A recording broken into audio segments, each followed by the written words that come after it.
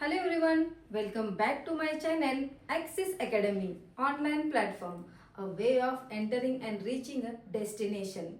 So आज सुद्धा मी तुमच्यासाठी असाच शालेय स्पर्धा परीक्षा व्हिडिओ घेऊन आलेली आहेत। याच्या मागच्या व्हिडिओमध्ये मी तुम्हाला 8वी साठी NMMS ही परीक्षा याबद्दलचा सेशन सांगितला होता। जर तो सेशन कोणी बघितला नसेल तर go and see my last video आणि त्या व्हिडिओमध्ये तुम्हाला इयत्ता 8वी बद्दलची जी स्पर्धा परीक्षा आहे त्याच्याबद्दलचं संपूर्ण मार्गदर्शन तुम्हाला मिळेल। तर आजचा सेशन बघा कशावरती आहे, तर आजचा सेशन मी खास आपल्या इयत्ता 10वीच्या विद्यार्थ्यांसाठी आणलेला आहे की अशा विद्यार्थ्यांना की ज्यांना माहित नसतं की मी आता इयत्ता 10वी मध्ये आलेलो आहे, परंतु मला इयत्ता 10वी मध्ये आल्यावर अशी कोणती शालेय स्पर्धा परीक्षा आहे का। तर विद्यार्थी मित्रांनो, तुमच्यासाठी सुद्धा इयत्ता 10वी मध्ये अशीच एक शालेय स्पर्धा परीक्षा आहे की ज्याचं डिस्क्रिप्शन मी या व्हिडिओच्या द्वारे तुमच्या मार्फत पोहोचवणार आहे। तर चला बघूया आजचा विषय काय आहे। बघा, फर्स्ट ऑफ ऑल इयत्ता 10वी साठी NTSE एक्झाम। आता NTSE एक्झाम म्हणजे काय, तर राष्ट्रीय प्रज्ञाशोध परीक्षा। आता अनेक विद्यार्थ्यांना माहित असेल की आपण अगदी लहान 1ली ते 4थीच्या या वर्गात सुद्धा अशा परीक्षा दिलेल्या आहेत आणि 10वीच्या सिलेबसवर बेस्ड ही परीक्षा तुमची असते। आता याच्यामध्ये फक्त एक ऍडिशनल सब्जेक्ट असतो, तो म्हणजे कुठला, तर बुद्धिमत्ता।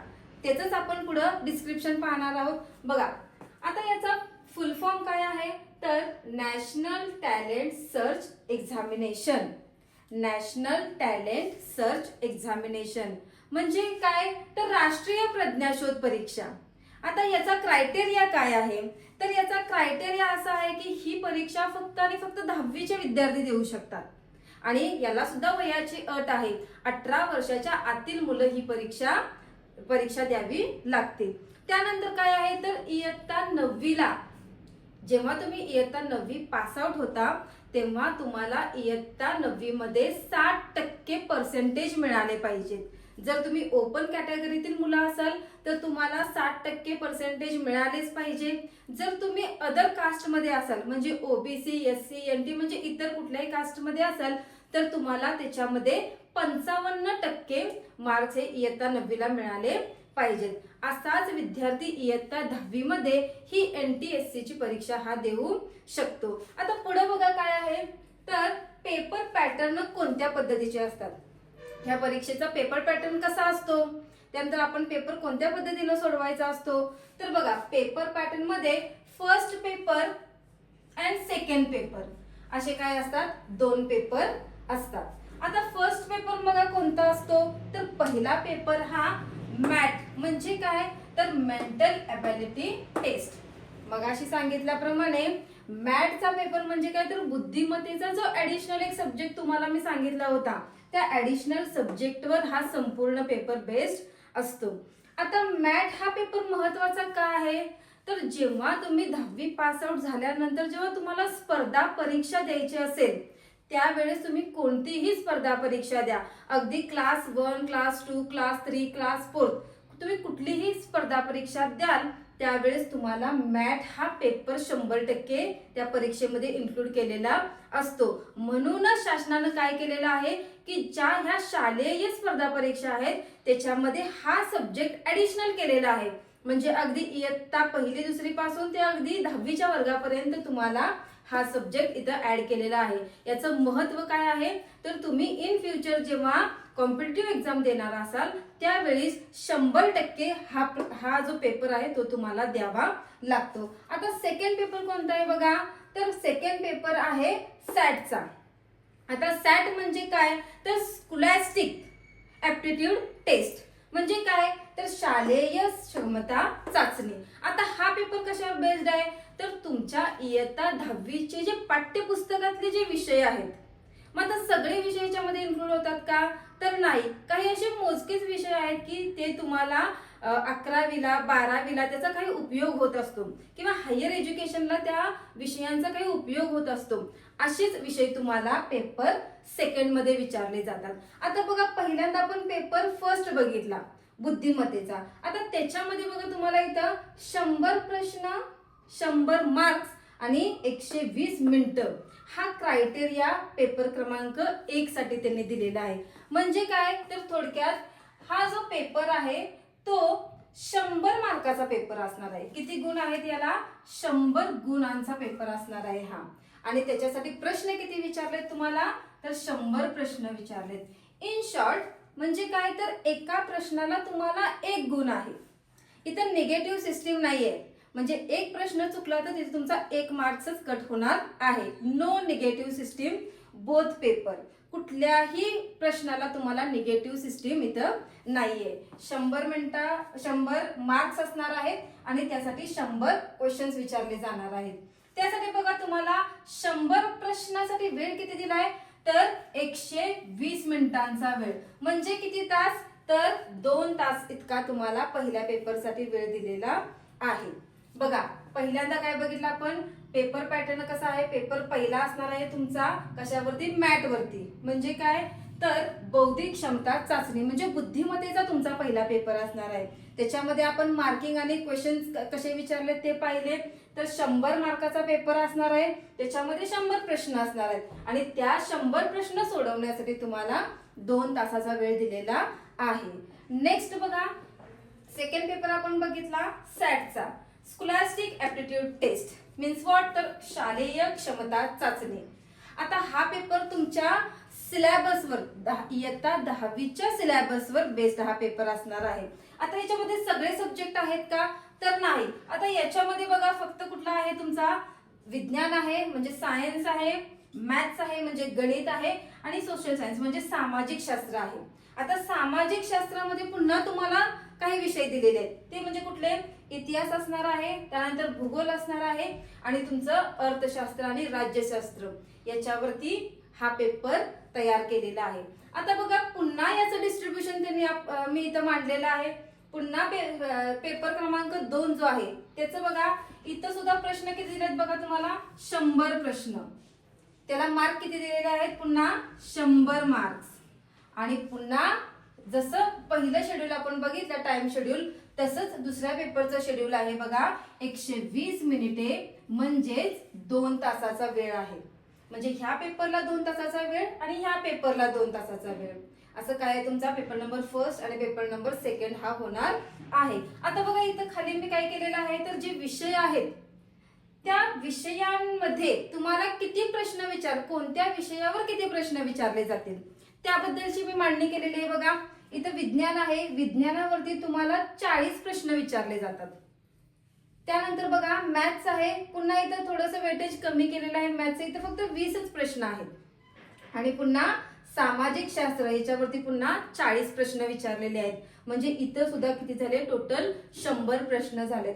आता हा जो सिलेबस आहे सॅटचा म्हणजे कुठला? तर शालेय क्षमता चाचणी. हा जो सिलेबस आहे तो कशावर डिपेंड आहे? तर तुमचं इयत्ता 9वीचा 20% सिलेबस आणि इयत्ता 10वीचा 80% सिलेबस याच्यावरती काय आहे? हा पेपर नंबर 2 सॅटचा पेपर डिपेंड आहे. म्हणजे फक्त तुम्हाला 10वीचा अभ्यास करायचा आहे का? तर नाही, तुम्हाला इयत्ता 9वीचा सुद्धा अभ्यास करायचा आहे 20% आणि 10वीचा 80% अभ्यास इथं करायचा आहे. बघा पेपर 1 समजला, पेपर 2 समजला. आता नेक्स्ट बघा पुढे बघूया आपण. आता पात्रता म्हणजे हा पेपर दिल्याच्या नंतर आता तुम्ही पात्र कसे होणार? आता मी पेपर दिलेला आहे, परीक्षा आपली झालेली आहे.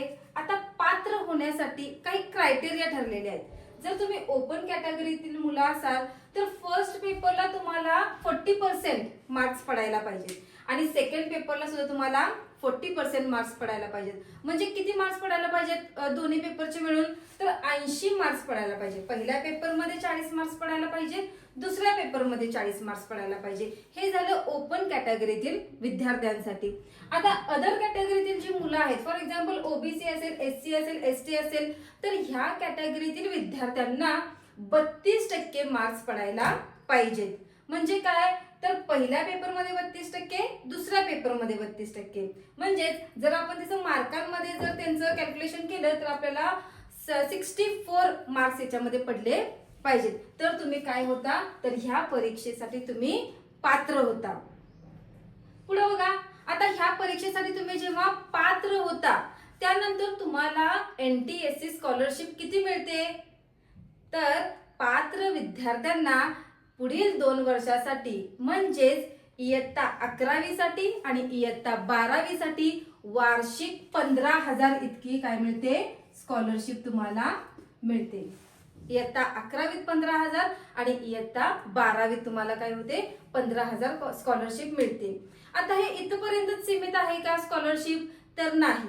जेव्हा तुम्ही हायर एज्युकेशनला जाता, हायर एज्युकेशनला म्हणजे काय, तर जेव्हा तुम्ही ग्रॅज्युएशनचं शिक्षण घेता, पदवीचं शिक्षण घेता, त्यावेळेस तुम्हाला मंथली 2,000 रुपये एवढी स्कॉलरशिप NTSC मार्फत ही मिळत असते. म्हणजे पुन्हा वार्षिक इथे तुम्हाला किती स्कॉलरशिप मिळणार, तर 24,000 इतकी वर्षाला स्कॉलरशिप मिळणार आहे. म्हणजे शासनानं NTSCचा विद्यार्थी जो पास आउट झालेला आहे त्याच्यासाठी 11वी 12वीला वार्षिक 15,000, 11वीत 15,000 प्लस 12वीत 15,000 आणि 12वीच्या नंतर जर तो विद्यार्थी हायर एज्युकेशनला जाणार असेल, पदवीच्या एज्युकेशन जर तो शिकणार असेल, तर त्याला महिन्याला 2,000 रुपये म्हणजेच काय, तर वर्षाला 24,000 इतकी स्कॉलरशिप तुम्हाला ही मिळणार आहे. आता बघा इथपर्यंत स्कॉलरशिप आपल्याला मिळाल्यानंतर आता आपण स्कॉलरशिप घेतली, आपण NTSC एक्झाम पास झालेलो आहे, तर आपल्या संपूर्ण आपलं जे आयुष्य आहे, आपल्या संपूर्ण फ्युचरमध्ये याचा काय फायदा आहे का, तर नक्कीच याचा 100% तुम्हाला फायदा आहे. तर बघा फायदा काय आहे, तर सपोज एखाद्या मुलाला किंवा एखाद्या विद्यार्थ्याला NDA करायची इच्छा असेल, परंतु NDA करणं इतकंही सोपं नाही, NDAचे ऍडमिशन मिळणं इतकंही सोपं नाही. जर समजा त्याची मनापासून इच्छा असेल NDA करायची आणि जर तो कॅन्डिडेट NTSC एक्झाम जर पास असेल, तर त्याला इथं काय होतं, त्या विद्यार्थ्याला इथं प्राधान्य दिलं जातं. म्हणजेच काय, तर समजा 5 मुलं ऍडमिशनला आली असतील आणि त्याच्यामध्ये जर एक NDAचा विद्यार्थी असेल, तर त्या 5 मुलांपैकी NDAच्या विद्यार्थ्याला ऍडमिशनसाठी तिथं काय केलं जातं, तर प्राधान्य दिलं जातं. म्हणजे खूप महत्वाचं आहे. बघा तुम्ही NTSC जी एक्झाम पास व्हाल किंवा पात्र व्हाल, तुम्हाला शिष्यवृत्ती चालू झाली की तुमच्या संपूर्ण आयुष्यासाठी तुम्ही ज्या ज्या दिशेला जाणार असाल तिथं तिथं तुम्हाला ह्या NTSCचा इथं उपयोग होणार आहे. सेकंड काय आहे बघा, जर तुम्ही उच्च शिक्षण घेणार असाल, म्हणजे ग्रॅज्युएशन झालं, पोस्ट ग्रॅज्युएशन साठी जर तुम्ही अप्लाय करत असाल, तर तिथंही तुम्हाला प्राधान्य दिलं जातं. तिथंही ऍडमिशन साठी, चांगल्या कॉलेजसाठी, गव्हर्नमेंट कॉलेजसाठी की जिथे ऍडमिशन मिळणं फार फार दुर्मिळ गोष्ट आहे किंवा फार अवघड अशी गोष्ट आहे, तिथं NTSC विद्यार्थ्यांना तिथं प्राधान्य दिलं जातं. तिसरी महत्वाची गोष्ट काय आहे, तर आपल्या मुंबई आणि हैदराबाद ह्या मोठ्या 2 सिटींमध्ये जर तुम्हाला IIT मुंबई आणि IIT हैदराबाद इथं जर तुम्हाला ऍडमिशन हवं असेल, तर या दोन्ही सिटींमध्ये, या दोन्हीही एज्युकेशन सिटीज मध्ये तुम्हाला काय होतं, तर 15 सीट्स तिथं रिझर्व्ह असतात अशा विद्यार्थ्यांसाठी.